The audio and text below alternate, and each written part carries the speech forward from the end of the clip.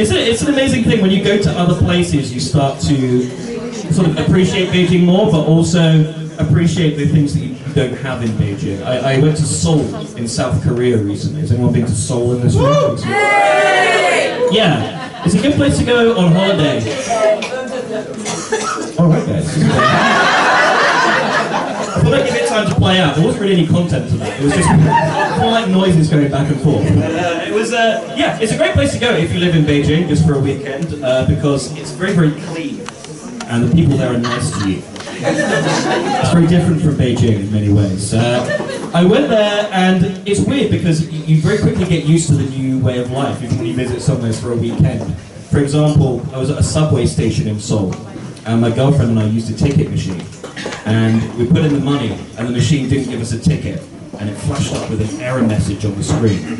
Now, if that would have happened in Beijing, the machine would have said, "Hey, fuck you." This is what you get for expecting something good to happen. But that's not what happened. That's not what happened in Seoul. That's not what happened in Seoul. In Seoul, as soon as the machine broke, a complete stranger from South Korea came up to us and said, "Sorry, is everything okay?" And we said, well, we haven't managed to get our money back from this machine or our ticket. And he said, "Okay, just stand there for a second. I'm going to go get the station guard." And he walked off. And as the guy walked off, another person saw us standing on our own and came up to us and said, "Is everything okay?" And we said, "Well, actually, someone's just gone off to talk to the station guard about the problem with the ticket machine." And he said, "Okay, maybe he can't speak English very well, or Korean. I'm going to go around and Then he walked off. I'm fairly sure at one point the president of South Korea came out with a complimentary bowl of kimchi. And a letter of apology. I'm so sorry for what's happened. Incredible.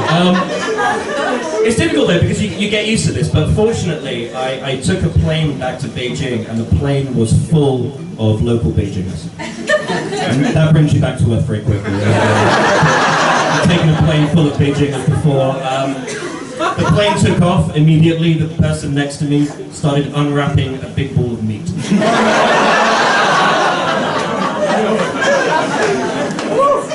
About 20 minutes into this, I turned to him and I said, "Oh, what do you have there?" And he said, "This is meat."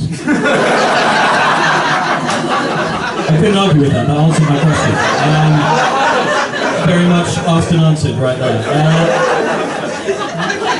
There was a man walking up and down the plane shaving.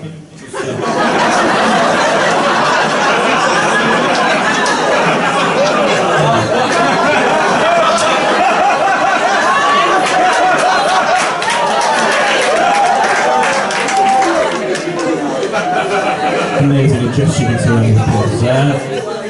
It was incredible. And then I got back to Beijing. This is when the full adjustment happened. We got to the airport, got in a taxi.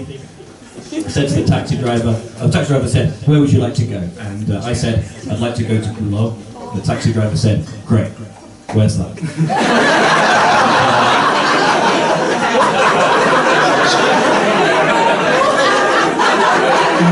That happens. Told him where I was going, told the taxi driver where I was going. The taxi driver immediately started driving the wrong way down a one-way street. While simultaneously smoking a cigarette and offering me one. And as we drove past a pile of things, I thought, I'm home.